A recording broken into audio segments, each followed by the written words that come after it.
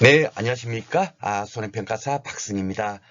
오늘은 그 손해평가사 1차 시험 과목인 상법보험편에 대해서 어떻게 공부하시는 것이 손해평가사가 되시려고 하는 여러분들에게 가장 이렇게 도움이 되고 효과적일까 하는 것에 대해서 함께 생각해 보는 시간을 갖도록 하겠습니다.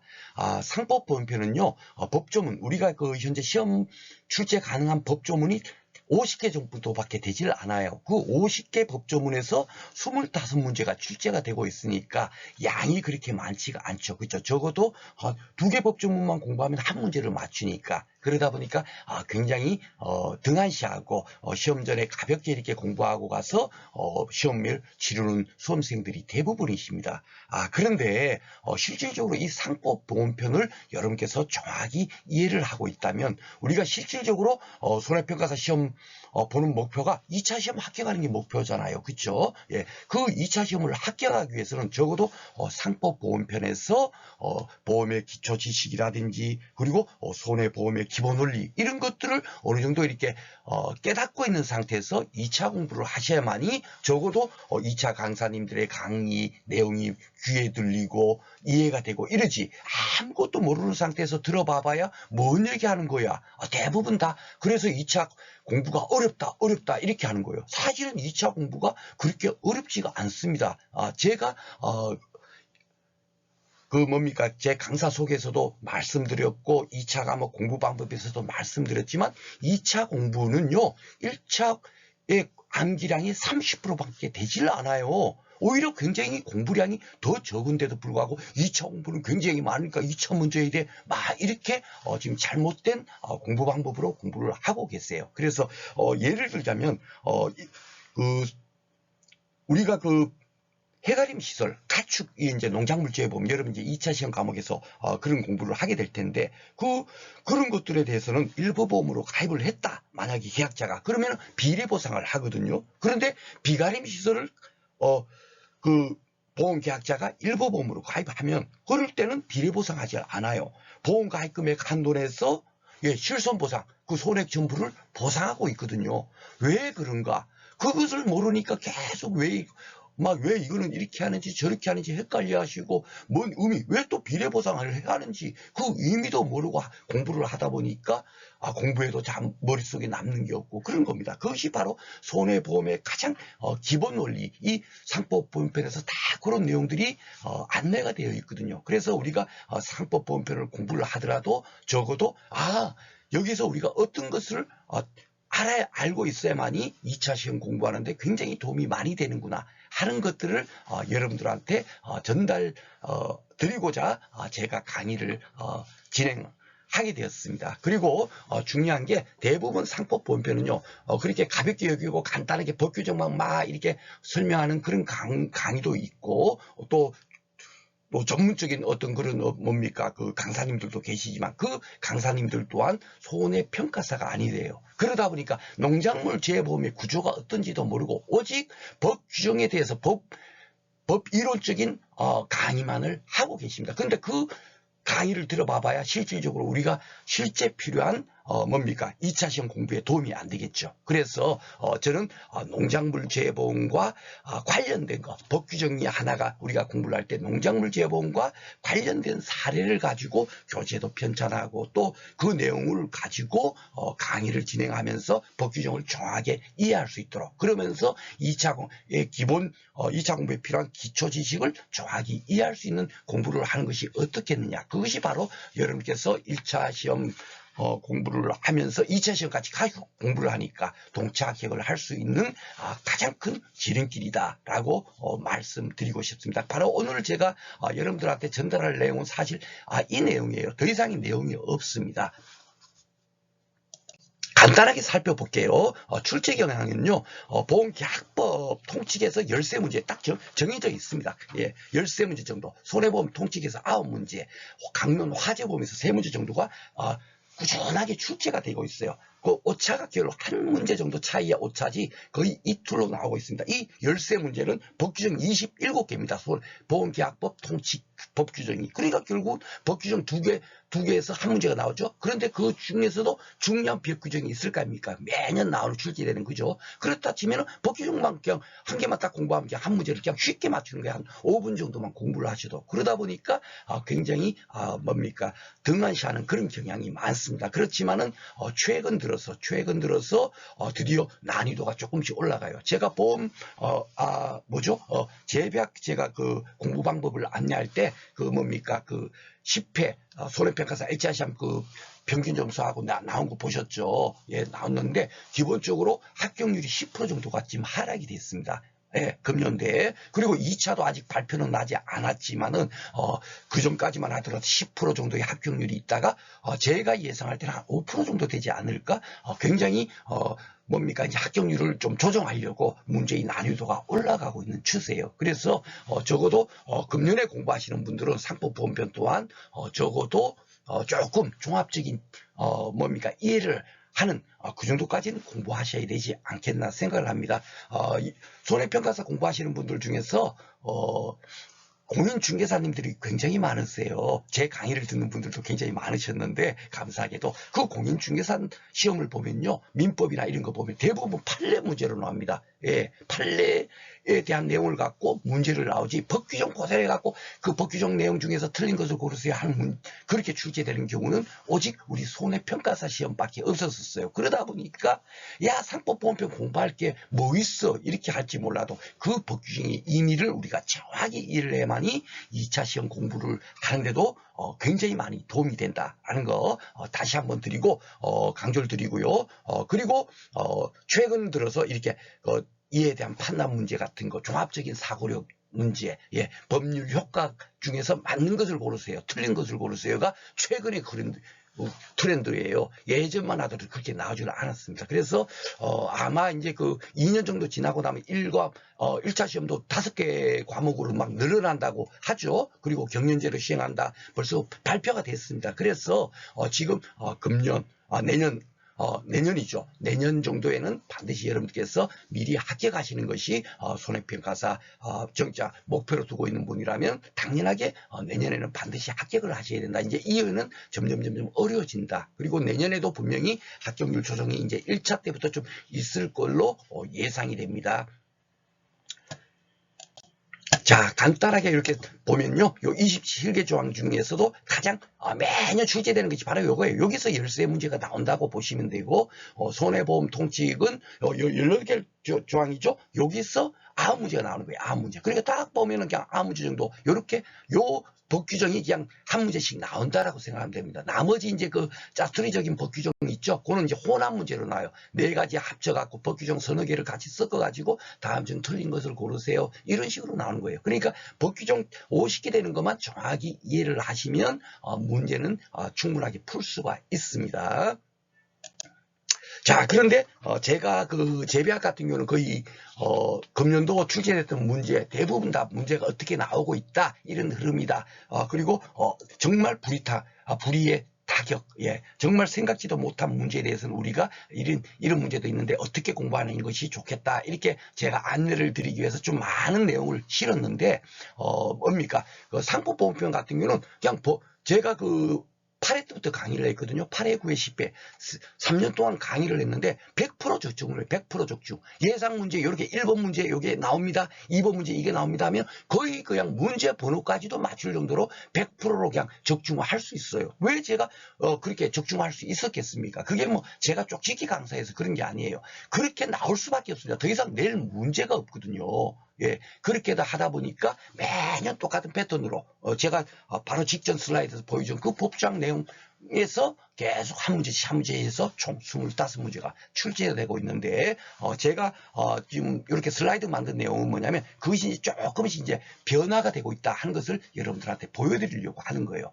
예, 여기 잘 봐보시면 보험계약의 체결에 대한 설명으로 옳은 것은 그렇습니다. 오늘은 요 문제 푸는 것이 아닙니다. 문제 풀이는 공부를 하기 위해서 하는 것이 아니고 어떻게 공부하는 것이 맞는가, 그리고 최근에 출제 흐름이 어떤가, 그걸 여러분들한테 간단하게 보는 거예요. 예, 그 내용이 맞고 틀리고까지도 오늘은 지금 생략을 하겠습니다. 그런데 요것이 보면은 뭡니까, 여러 가지 이렇게 그 사항을, 요 법 규정을 모두를 알아야만, 그것이 다 이렇게 섞여 있는 거예요. 섞여서 한 문제로 이렇게 출제가 되고 있다. 옛날 같으면 법조문 한 개에서 그냥 한 문제를, 그냥 지문 그대로 가지고 문제를 냈는데, 이렇게 조금 이제 더 이렇게 많은 법 규정을 가지고 이렇게 섞어갖고 한 문제로 출제를 하고 있다. 이런 거죠. 그러니까 여기, 보험증권의 교부 문제까지도 여기에 이렇게, 뭡니까, 같이 이렇게, 섞어가지고 문제가 나오고 있다라고 생각하시면 되겠습니다. 자, 그리고 이제 여기 이번 문제는 보면 뭐죠? 예, 요 내용도 매년 나오고 있지만은 요것이 이제 어떻게 되죠? 예, 사령으로 해가지고 법률 관계가 설명으로 옳지 않은 것, 이런 식으로 이제 나오고 있는 거예요. 그러니까 의미를 정확히 알지 못하면, 뭡니까? 풀지를 못하죠. 옛날에는 요걸 갖고, 요 법지문 가지고, 야, 다음, 사고 발생의 이미지에 관한, 내용이다. 틀린 것을 고르세요. 이런 식으로 나왔는데, 이렇게 이제 사령으로 나오고 있다 하는 것이 조금 이제 특이한 거죠. 바로 금년에 출제됐던 문제예요. 여기도 보면은 그 법률 관계에 관한 설명으로 옳지 않은 것을 이렇게 나오고 있는 겁니다. 틀린 것을 이런 거에 그냥 묻는 것이 아니라 법률 관계를 물고 있으니까 657조, 656조, 655조에 대해서 정확히 이해를 해야만이 요 문제를 풀 수가 있도록 이렇게 바뀌고 있어요. 그리고 요 12번 문제도 보면 갑은 내갖고 벌써 보니까 좀 이렇게 사령 비슷하게 나왔죠. 그렇죠? 그러면 또 그 사령이 달랑 한 개의 법조문을 아느냐 모르느냐가 아니라 661조, 659조, 662조 그 법 규정을 모두 알고 있어야만이 이 사령을 풀 수 있도록 그렇게 문제가 나오고 있습니다. 그러니까 제가 여기다 소멸시효는 어떻고 보험자의 면책사유는 어떻고 이런 것까지도 같이 여기 오려 붙였죠. 이런 내용을 알고 있어야만이 이 문제를 풀 수가 있다. 이거예요. 그리고 여기도 보면 또 이 사령으로 나오죠. 그죠? 예, 갑이 해갖고 이제 사령이 이제 많이 나오고 있습니다. 예전만 하더라도 이 중복보험이 매년 한 번씩 나오거든요. 그러면 요 법규정이 얼마나 많아요. 그죠? 요걸 쭉 해가지고 그냥 다음 중 틀린 것을 고르세요. 이렇게 나오는 것이 이렇게 이제 사령으로 바뀌고 있다 하는 것이 굉장히 10회 시험의 특징입니다. 제가 8회 때부터 이제 강의를 했고, 뭡니까? 8회 강의 전에 1회부터 7회까지 모든 문제를 다 뭡니까? 책에다 집어넣어가지고 교재를 만들어서 강의를 진행했기 때문에 최근의 흐름이 어떤 건가 하는 것에 대해서는 누구보다도 잘 알고 있겠죠. 그죠? 그래서, 이렇게 조금 이제 변화하고 있구나 하는 부분이, 굉장히 10회 시험의 특징이었다라고 말씀드리겠습니다. 자, 손해방지 의무에 관한 것도, 여러 가지 이제 뭡니까? 정확히 이해하고 있는지 세부사항까지 이렇게 출제된 거예요. 여기 보면 뭐 손해방지 의무의 이행을 위해서 필요했던 비용이 실제로 손해방지 의무의 유효있게 영향을 준 경우에만 보험자가 이를 부담한다. 이런 것은 법 규정이 없는 내용이거든요. 이제 이해를 하고 있는가 모르고 있는가 그 법 규정을 그것까지도 문제를 내고 있는 겁니다. 그래서 여기 보면은 뭡니까 공인중개사님들은 대부분 이제 잘 알고 계시지만 민법 시험 보시잖아요. 그렇죠? 그러면 뭐 대부분 다툼이 있으면 대부분 판례 따른 뭡니까 공인중개사 민법 문제는 대부분 이거예요. 그러니까 대부분 이렇게 이 법 규정을 내용을 뭡니까 그대로 묻는 문제가 아니라 그 법 규정을 이해하고 있는지 이런 지문들이 대부분 이렇게 출제되고 있기 때문에 다툼이 있으면 판례에 따른다. 이것이 단서 종합으로 꼭 있는 겁니다. 그래서 이런 문제가 우리 시험 문제도 드디어 이제 도입되고 있고 이제 내년도 시험은 당연하게 이런 내용이 더 많이 포함돼서 출제가 되리라고 예상을 해요. 이제 합격률을 당연하게 조정하겠죠. 2년에 한 번씩 본다고 1차 시험도 5과목으로 늘린다고 한다는 의미가 뭐겠습니까? 이제 합격자 수를 어느 정도 이제 뭡니까 적정선까지만 뭡니까 유지하려고 하는 그런 의도가 있지 않겠어요. 그렇죠? 예. 그래서 제가 뭡니까 금년에는 지금까지 뭐 내용은 그냥 법규정 내용만 어느 정도 정확하게 이해하고 있으면 충분하게 우리가 맞출 수 있지만 적어도 뭡니까 우리 보험 전문가 시험이 또 뭐 있냐면 손해사정사 시험이 있어요. 그 손해사정사도 1차 시험에서 뭡니까 우리처럼 상법 보험편이 아니고 거기는 보험계약법입니다. 그러니까 보험계약법이다 보니까 뭡니까 인보험, 손해보험 모든 법 규정이 다 출제가 되고 있어요. 그것이 40문제가 출제가 되고 있고 우리는 달랑 뭡니까 보험계약법 총칙 규정하고 그리고 뭡니까 손해보험 총칙 그리고 강론 화재보험까지만 나와요. 손해보험도 강론으로 따지면 자동차보험, 자동차보험, 해상보험 그리고 뭡니까 보증보험, 책임보험 뭐 굉장히 많죠, 그렇죠? 그런 많은 부분을 다 그 시험 문제 출제되는데 우리는 오직 화재보험까지밖에 출제가 안 되고 있고, 그리고 손해사정사는 인보험도 나와요. 예, 그 소위 말하는 생명보험이라든지 뭐 상해보험, 질병보험 이런 거 있죠. 예, 사람과 관계된 그런 보험, 예, 그것을 인보험이라고 하는데 그 부분까지 나오니까 굉장히 방대합니다. 예, 그 중에서 그 40문제 중에서 우리 시험에 그 범위에만 딱 그 들어가 있는 그 법 규정에 대해서만 제가 따로 문제를 뺐어요. 예. 최근 4년간의 뭡니까 기출 문제 중에서 그것도 그냥 빼갖고 그냥 실은 것이 아니라 우리 그 법 규정의 순서대로 보험계약의 성립이 어떻고 타인을 위한 보험계약 이런 것이 우리 법 규정 그대로 이게 문제가 나오고 있죠. 요 문제는 바로 우리 요 툴을 똑같아요. 그런데 밑에 지문이 완전 우리 시험 문제하고 다릅니다. 예, 법 규정에 있는 내용이 아니에요. 이런데 뭐 타인을 위한 손해보험계약에서 보험계약자는 청구권대의 제3자가 될 수, 이런 것이 법 규정이 없지 않습니까? 그렇죠? 대망 딱 하나만 보더라도 그렇게 다른 부분, 예, 다른 부분이지만 적어도 이 정도까지 우리가 공부를 해야 되겠다 하는 마음이 들어가지고 뭡니까?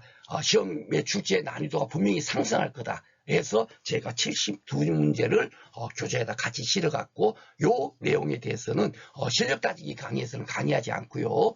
최종적으로 시험 보기 전에 이런 내용도 한번 공부해보겠다 해서 특강으로 제가 올려드릴 거예요. 올려드리고 교재는 미리 있으니까 여러분들께서 다 공부할 수 있도록 밑에다 이렇게 다 상세하게 설명을 다 돼 있고요. 그리고 교재 안에도 이 내용을 제 그 교재가 110페이지 정도 됩니다. 110페이지 되는데 이 손해사정사 72문제만 실은 것만 해도 한 15페이지, 16페이지 넘어갈걸요? 예, 문제가. 이 지문이 이렇게 기니까, 그쵸?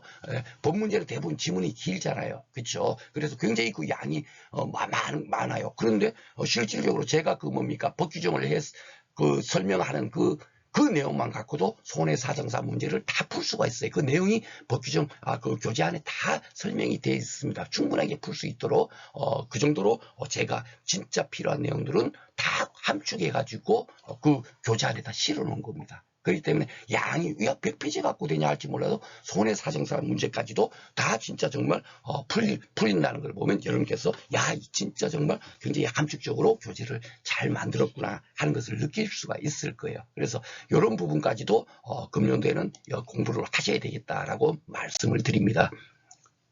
이런 부분도 지금 한번 볼까요? 여기 보면 이제 보면 여기 해갖고 이렇게 사령으로 나오고 있죠, 그렇죠? 이제 그런데 실질적으로 이게 2차 시험에서 제가 금년에도 중복보험이 굉장히 강조를 많이 했어요. 지금 농구문 발표 이론서에서. 그래갖고 이 중복보험은 무조건 넣고 나온다라고 생각하고 굉장히 강조했는데 아직까지도 내지를 못하는 겁니다, 출제위원들이. 그런데 이런 내용만 알면 이제 10일에는 이 중복보험이 나올 가능성이 또 있겠죠. 안 나왔던 문제에서 항상 나오고 있거든요. 왜 나왔던 문제 그 출제하고 나면 너도나도 다 기억을 하니까 당연하게 문제는 나오지 않은 데서 출제를 하는 거예요. 그렇죠? 그러면 적어도 1차에서 이런 정도의 공부를 하게 되면 당연하게 이런 문제 2차 공부할 때 너무너무 쉽겠죠. 그래서 당연하게 이런 공부까지도 하셔야 되는데 대부분 다 이렇게 사령 문제가 이렇게 손해사정사에서 문제가 나오고 있어요. 그런데 아직까지 우리 2차 시험에는 이 정도도 나오지 않았다면 적어도 공부를 하면 굉장히 여러분들 2차 시험 공부에도 많이 도움이 된다. 그리고 이것이 어렵다면 결코 어렵지 않습니다. 굉장히 간단해요. 아셨죠? 너무 어렵게 생각할 필요가 없습니다. 이런 식으로 그 강의를 진행을 할 거예요. 그래서 실력 따지기 강의는 12월 말까지 제가 진행을 할 거고 그리고 시험 전에 1월 달부터는 이제 내년도 2차 시험 공부를 하셔야 되겠죠. 어느 정도 딱 공부를 해라고 이 정도만 하면 시험 전에 잠깐만 보면 되겠다 하는 정도 딱 그 마음만 드시면 2차 공부를 시작을 하면 되고 2차 공부할 때 아무것도 모르고 공부해 봐봐야 글자고 이해가 안 되고 하니까 적어도 1차 공부를 하면서 제가 여러분들한테 2차 공부할 때 정말 여러분들한테 필요한 보험의 기본 원리라든지 손해보험의 기본 원리, 손해조사 방법에 대해서 어떻게 하는 건지 이런 기본 큰 틀을 여러분들한테 1차 강의에서 정확하게 안내 드릴 수 있도록 그렇게 하는 것이 제 바로 강의의 목적이에요. 바로 요 부분입니다. 요 부분. 이 여기에 대한 부분은 당연한 거고 그렇죠? 예. 그리고 간단하게만 제 교재 안내를 드리도록 하겠습니다. 제가 금년까지만 하더라도 사실 흑백으로 해가지고 많은 부스도 제가 제작하지 못하다 보니까 칼라로 하면 너무 비용이 비싸서 흑백으로 해서 교재를 만들어서 판매를 했어요. 그런데 그것도 금년도 같은 경우는 또 다 완판이 돼가고 또 추가 제작하고 그렇게 했는데, 그럼에도 불구하고 마지막에는 추가 제작을 못했죠. 시험 뭐 일주일 안 가놓고 막 뭐 책 좀 이렇게 사고 싶어요 하는데 그럴 때서야 만들 수가 없잖아요. 그죠? 그러다 보니까 여러 가지 이렇게 많은 문제가 있었습니다. 그런데 가장 이제 아쉬움이 뭐냐면, 여러분들 간단하게만 보시면 알겠지만 이렇게 칼라로 만들어져 있거든요. 그래갖고 중요한 것은 이렇게 빨간색도 돼 있고 녹색도 있고 이런 식으로 형광 바탕도 돼 있고 이런 식으로 해서 제가 여러분들이 공부하기 굉장히 편리하도록, 글자체도 크고 작고 뭐 명조체, 고득체, 문제 같은 경우는 명조체, 그리고 우리가 그 법규정 같은 경우는 딱 이렇게 뭡니까 고딕체 갈로 해갖고 탁 눈에 볼 수 있도록 그렇게 편집을 했는데, 그것이 흑백으로 만들다 보면 아무런 효용 가치가 없는 거예요. 그래서 칼라로 막 수험생들이 요청을 하더라고요. 아니 선생님, 도리어 PDF 파일로 주시면요, PDF 파일은 컴퓨터에다 우리가 받아갖고 다운받아갖고 거기 바탕화면에 깔아놓고 언제든지 클릭해서 볼 수 있고요. 또 핸드폰으로 카톡 그 파일을 카톡으로 본인한테 카톡 보내면 그 카톡 들어가갖고 그냥 클릭만 해버리면 그냥 지하철이나 버스 타고 가다가도 그냥 볼 수 있고 밖에서도, 그리고 핸드폰으로도 공부할 수 있고 하니까 PDF 파일로 주시는 게 훨씬 좋아요. 책으로 요즘 그렇게 만들어서 줘봐봐야 별 의미가 없어요. 그렇게 하는 거예요. 그러면서 이 PDF 파일 같은 경우는 도리어 이렇게 또 책으로 출력도 할 수 있죠. 다 출력할 수 있으니까, 그죠? 제가 파일만 여러분들한테 전달만 하면 또 책으로도 만들어서 문제 풀 때라든지 또 중요한 거 있으면 선생님들께서 공부하시다 별표도 한번 하기도 하고, 그쵸? 좀 아이고 요게 자꾸 헷갈리네 하는 것만 같으면 그것만 특별하게 형광색으로 탁 이렇게 칠해놓기도 하고, 그렇게 또 활용할 수도 있으니까, 그래서 PDF 파일로 주시는 게 훨씬 좋아요 하는 거예요. 그래서 PDF 파일이 사실 이게 유출의 가능성이 굉장히 많습니다. 한 분한테 뭐 이렇게 제가 전달했지만은 그 한 분이 또 많은 분들한테 또 전달할 수 있잖아요. 그죠? 그것 때문에 대부분 그 PDF 파일로 이제 공개를 하지 않는데, 금년부터는 수험생들의 요청에 의해서 사실 이제 그 PDF 파일로 여러분들 그 교재를 활용하시라고 배부하도록 하겠다 하는 말씀을 드립니다. 그래서 교재 제작 판매하는 것은 금년에 하질 않습니다. 그리고 여기 보시다시피 8회, 9회, 10회 제가 8회 강의를 했잖아요. 예상 문제가 100% 쪽집게처럼 맞습니다. 이거는 뭐 문제 번호까지 거의 맞는다라고 생각하시면 되고, 1차 시험 공부하는데 그렇게 막 많은 것을 투입할 필요가 없어요. 여기 보면 112페이지니까 또 그냥 20페이지만 보더라도 일주일이면 그냥 끝납니다. 그렇죠? 그런데 제 강의가 왜 필요하냐면 바로 2차 시험 공부하는데 이 법규정에 대해서 우리가 어떻게 접근해야 되는가, 농작물 재배과 어떻게 관련이 있구나, 그런 부분을 우리가 상법 범위로서 공부를 하고 있었어요. 1차 시험 문제 푸는 거야 그냥 껌딱지처럼 풀 수가 있겠지만은 2차 시험 공부하는 데는 그렇게 가볍게 공부해서는 안 되겠죠. 우리 시험 문제를 맞추기 위해서 그 공부하는 그 양으로는 절대로 안 됩니다. 그래서 좀 사례를 들어가면서 강의를 진행을 할 거고요. 강의는 제가 그 상법 본편도 그렇고 법령도 그렇고 재배학도 그렇습니다. 저는 25강씩 진행합니다. 저는 굉장히 효율적인 사람이에요. 무조건 넣고 공부를 막 하루 이틀 공부했는데 한 문제도 못 맞춘 그런 공부를 하게 되면 잘못된 거죠. 우리가 강의를 한 개를 딱 공부를 하면 거기서 무조건 넣고 한 문제를 맞춰야 돼요. 그래야만이 저는 제가 공부할 마음이 생기고 또 도전 의욕이 생기죠. 그런 식으로 해서 1차 강의는 25강으로 진행을 합니다. 그래서 교재 와 이제 강의 신청하는 것에 대해서는 따로 제가 여기 손해평가사 합격비법 네이버 카페 창에서 손해평가사 합격비법 하면은 그 카페가 있잖아요. 몇 개가 있습니다. 만들다 보니까 이것도 있고 저것도 있고 한데 6월 5일 날에 최종제 제가 거기서부터 이제 시작을 했어요. 합격비법 앞에 그쪽으로 오시면은 공지사항란에 다 안내가 돼 있으니까 강의 어떻게 신청하시면 되고 하는 것이 안내가 돼 있으니까 공지사항을 참조하시면 되겠습니다. 오늘 긴 시간 여러분들 이렇게 제 영상 참조해 주셔갖고 굉장히 감사합니다. 여러분들 건승을 기원드리겠습니다.